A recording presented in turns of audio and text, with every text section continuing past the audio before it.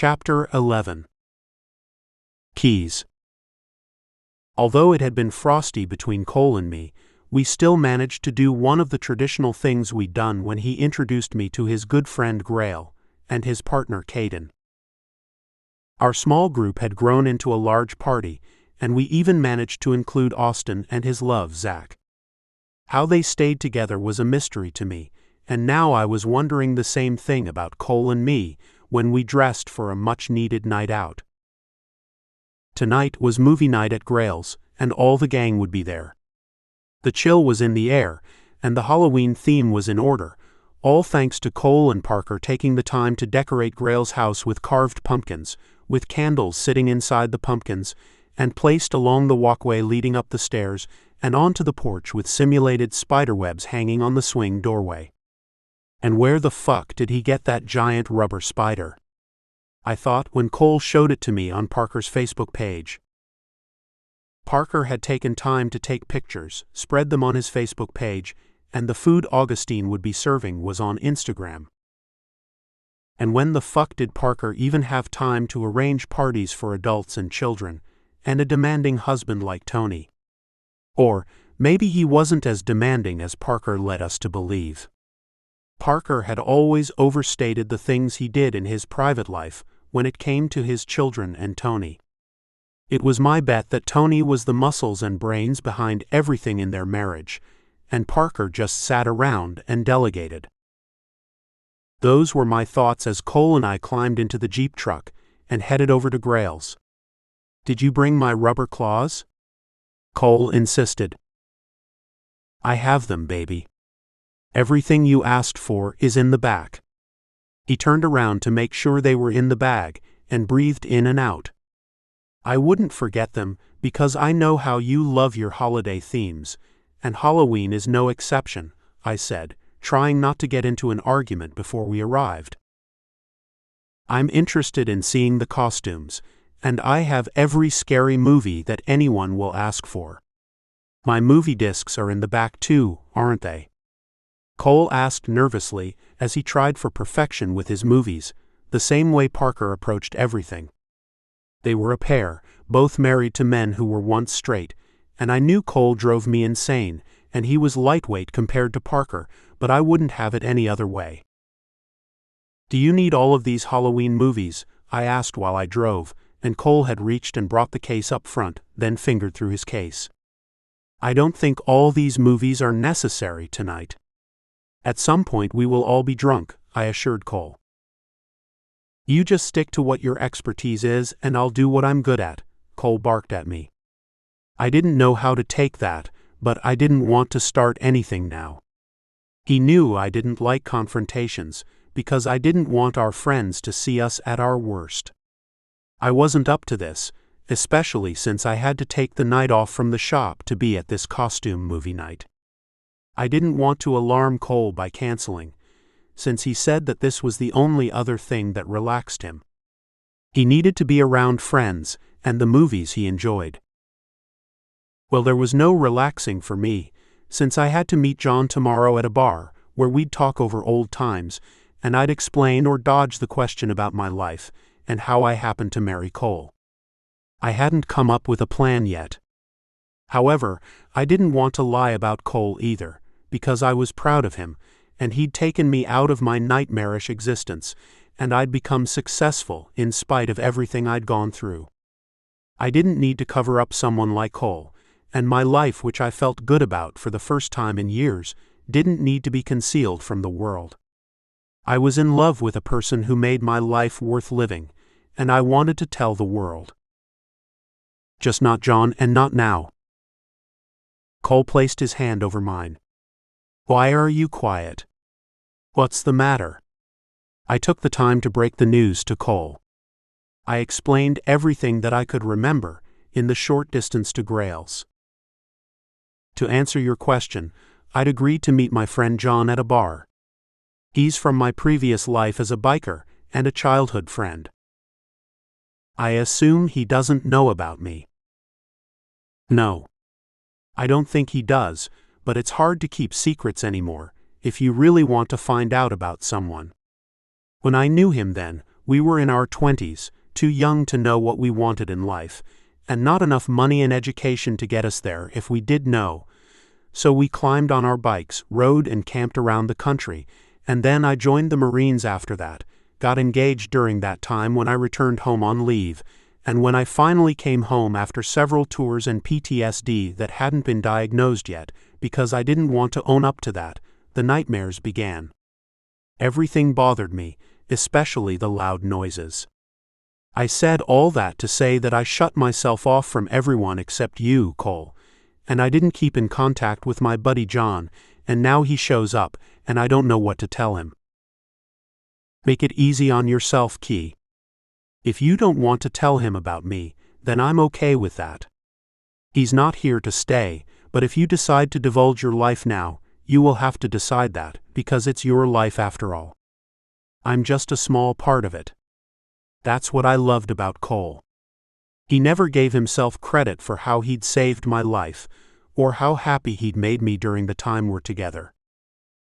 Babe, you are not a small part of my life. I took my eyes off the road a second, reached for his hand and held it. And I cannot leave you out of it. I'm honored to be with you, and I love you. I'm just a mechanic, and I got myself a professor. How many men can say that? Cole brought my hand to his mouth and kissed along my fingers. We pulled up to Grail's childhood home, and Cole jumped out all excited. This was his time, and he thought of Grail's home as his, although he was now in competition with Parker. Cole had spent many days and nights there with Grail's family, and Cole had said that he thought it was his home too, only without the responsibilities that came with it. When I climbed out to get Cole's treasures, his movies he'd spent thousands of dollars on over the years, I didn't have the heart to tell him they weren't worth that much anymore, and he should have a garage sale and get some of his money back. That was like saying to get rid of the old 8-tracks he had neatly stacked in boxes in our movie room, because the shelves couldn't hold any more of those monstrosities. When he felt down, he'd disappear and watch them for hours. I noticed he'd been doing that a lot lately. Whenever I'd walked in on him after I'd worked late, he'd say to me, "Look at all my collections." When we'd packed things up from the apartment and moved into our new home. "It's your inheritance, and if something happens to me, you can sell these." If I'd laughed, he'd never forgive me, so I kept my chuckles to myself. If they had been old baseball cards, like the ones I had from my youth, I'd planned on cataloging one day, which I'd finally gotten to, and found some cards of value, and I used them to purchase that antique Mercedes he'd been torturing me about, and then restoring it for much more than I'd anticipated, but then you couldn't put a price on love, someone must have said.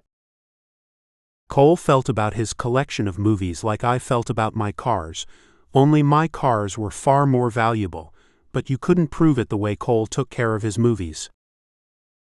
Looking at the parked cars, we must have been a little late. We walked to the porch, fighting off spider webs, a large rubber spider at the entrance to the door, and skeletons popping from out of nowhere and sitting on the swing. We managed to ring the bell after Cole looked at me and said, "What do you think of my costume?" "You are so handsome, why would you want to dress like Freddy of Nightmare on Elm Street?" "Because that's my favorite horror movie character." When we turned, the door opened and Parker greeted us, as if he'd taken over Grail's and the entire town. He stood in a sailor costume, but I'd expected something different given his fondness for stylish dress.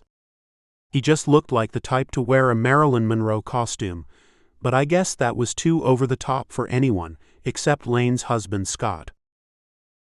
"Well, look at you, Mr. Viking, you can always use that hammer to protect your true love, although I don't think anyone would try anything with Freddy but you," Parker said. "Where is everyone, Parker?" Cole asked. "At the buffet table, trying to get in a meal before you start with those Halloween movies. You know how you are, you don't want anyone to make noise, but you must know there's going to be screams, and you'd better get used to that. I can't get through a horror movie without hiding my face and screaming every time there's a little gore. Everyone is here to have fun, so loosen up a bit, Cole, Parker warned, holding a small plate filled with Augustinus's cookies. Cole furrowed his brow but remained silent, and reached and took a cookie from Parker's plate and bit into it. Then Cole whispered to me, when Parker looked away, "Remind me to have it at our house next time, and I'm not inviting that drama queen. He does that so he can get Tony's attention, as if he doesn't have enough of it." Cole sounded jealous of Parker's relationship with Tony. I wished Cole would calm down and enjoy the night, but Cole was always thinking and moving fast. "Where's Tony?" Cole said with a chuckle to get Parker off his back. "My man is over there, and he's wearing his combat fatigues." Parker pointed to Tony, who was talking to Caden, who was dressed like a cop, and Grail was in his doctor costume. "I wonder what the thinking was behind those costumes." "Never mind, let's mingle," Parker said to Cole, reaching for his hand and dragging him along, making his way to Tony with me hot on Cole's heels. He'd never forgive me if I left him alone with Parker. Cole and I smiled, and said hello to those who were sitting around the fireplace, and I thought someone made a comment about Cole's Freddy costume. Parker must have heard Zach say something. Parker turned to us and said, "Why Caden and Grail have chosen that combination baffles me, but what I do know is Zach dressed as Dracula, and Austin in a Julius Caesar costume. I can see that. All we need is Sean to come in dressed as Brutus, holding a knife to Julius Caesar's back or throat, and we'd have the perfect menage a trois, but then Sean needs a few more months in rehab, as the first time didn't take," Parker joked. Valentine and Brian arrived just in time. When Parker heard the bell, he excused himself and rushed to the door. Brian wore Batman and Val wore Robin costumes. "What's on the menu tonight?" Brian said with a hearty chuckle. "Augustine." "I don't mean food. Where's Cole?" "I heard you wanted me," Cole said, meeting Brian and Val, who held hands everywhere they went. I liked the affection between those two, and I wished it was like that again with Cole and me, but we were getting there. "Nice costumes," Cole complimented. "Safe," Parker added. Brian dismissed Parker. "What are the movies tonight, and I hope you have my favorite?" Brian said. Cole reached for his DVDs and thumbed through them. "We have Halloween up the wazoo, too many to call out." "I'll take requests later, and you'll get your turn, Brian, because right now not everyone is here. I'll give Lane and Scott a half an hour, because I understand that they're running late. I can't wait to see what they're wearing." Parker turned to us. "Go over there and get some of that yummy food, so we can eat and get on with a night of screams." "Me, I'd prefer to be screaming in my own bed, if you know what I mean," Parker added, and Cole turned away and rolled his eyes. We knew exactly what Parker meant, because I hadn't heard Cole scream for more lately in weeks. I'd been falling into that old routine of working late in the garage, all because I wanted to put the finishing touches on Cole's Mercedes and have time to take him to Italy.